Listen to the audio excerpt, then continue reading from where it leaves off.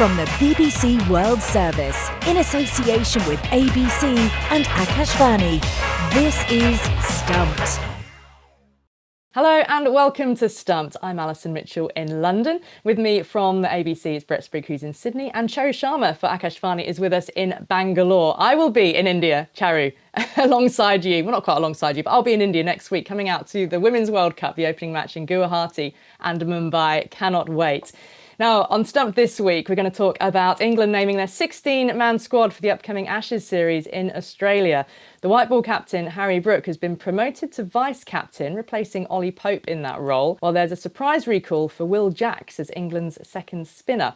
It's 3 years since Jacks last played in a test, and he's been chosen ahead of Rayan Ahmed, Liam Dawson and Jack Leach to provide cover for Shoaib Bashir. There is Mark Wood, Jofra Archer, Gus Atkinson, Brydon Cast, Matthew Potts and Josh Tongue making up the bowling attack, with England looking for a group that can provide the pace and bounce they feel they'll need in Australia, alongside, of course, the bowling of Ben Stokes, all being well. Brett, I've seen this squad described as England's most hostile bowling attack since 1970.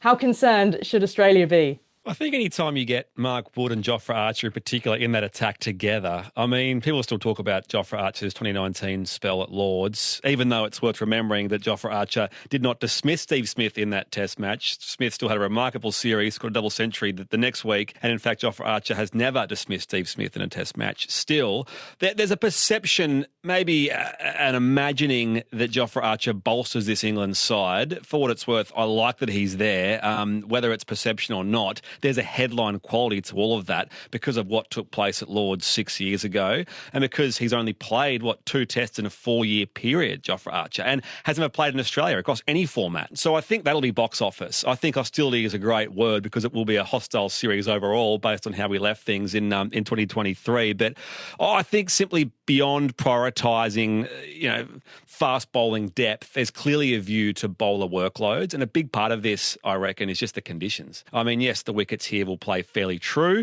They'll be mostly quite skiddy, especially in Perth where the series gets underway, but it's going to be like 30 degrees plus most of the summer. And the Australian sun hits different to the northern sun, as you probably know, Ali. So really just accepting that guys might only bowl 5 or 6 over spells. They can't just sort of amble in, hit the deck all day long. Physically, the conditions will be more demanding and the Aussie batters will be more comfortable on their home decks. So they'll need to have Ben Stokes fit to bowl as well, let alone bat. And indeed, we don't know if Wood and Archer will be fully fit either, or how that rotation works across the 5 tests. We know already that the Australians are committed to rotating their fast bowling lineup, and a cloud remains over Pat Cummins for the start of that series. But I think importantly, Gus Atkinson, Brydon Cast, Josh Tongue are all capable of being consistently quick, Ali, aren't they? Over the 140s to 150, whereas in the past, for all of the generational greatness of Anderson and Broad, they've lacked the necessary pace to compete with Australia on Australian wickets in recent series, at least. I want to ask you, though, Ali, because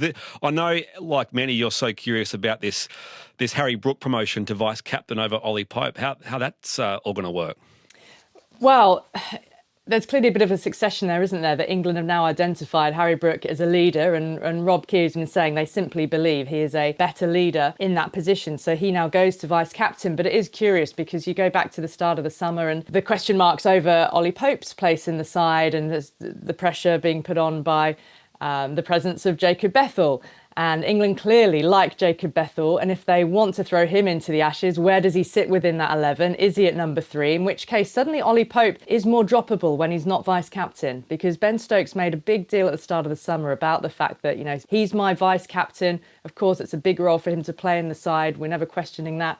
And now suddenly he's not the vice-captain anymore, which makes him vulnerable to being a little bit more dispensable if they decide they want to bring in Bethell and they want to bat him at 3. That was how I very much sort of read that. On the one hand, the big positive for Harry Brook, they've identified him. He's the white ball captain at the moment, so you could say, makes sense that he's now the vice-captain of the Test side. But the knock-on of that is that Ollie Pope, the vice-captaincy was something that was very much sort of in his favour. If Stokes, wasn't fit for whether it's, the start of the series or if it's later on, then Pope was always then going to step in as captain, and his place in the side was solid, even if he was then perhaps dropping down to 6, Bethell came in at 3. But yeah, without the vice-captaincy, certainly much more vulnerable. And Charu, I wonder as well, I just want to talk to you about the bowling attack, because England don't have Chris Woakes, he's injured. And England have really gone with this sort of big lot of pace and bounce, big, strong, fast bowlers with pace. But yeah, Spriggy has highlighted that some of those bowlers haven't bowled a lot of late. And we think Mark Wood, yes, Jofra Archer came through the India series, but didn't play all of them. What are your thoughts? Well, for starters, I think it's difficult to scare the Australians with fast bowling. I mean, it's like fodder for them. They face it all the time, everywhere, anyway. So it's not going to scare them. And secondly, which English bowler is not injured? Maybe just Josh Todd. Because, I mean, Mark Wood's coming back after a long time. We know that he pulls up every once in a while with a dodgy hamstring or whatever.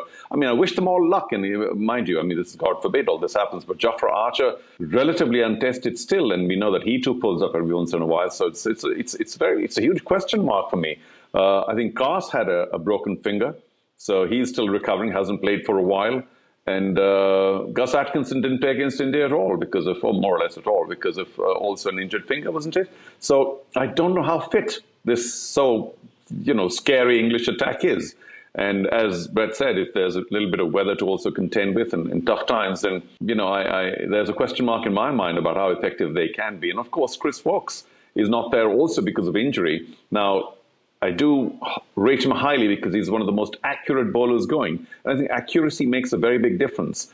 Because even in the Indian team, when they were playing England a short while back, Akashdeep lives on accuracy and did pretty well in most of those test matches. And they'll miss the all-round contribution of Woakes as well. But just back to the bowling, this whole business of, 4 fast bowlers and maybe muddle around with a spinner.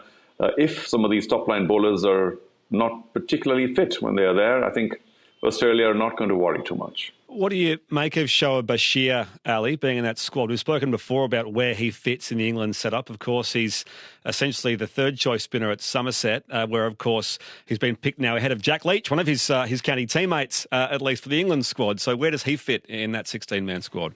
Yeah, it's no surprise at all. He was expected to be there. He has been England's first choice spinner, and that they've been very clear on.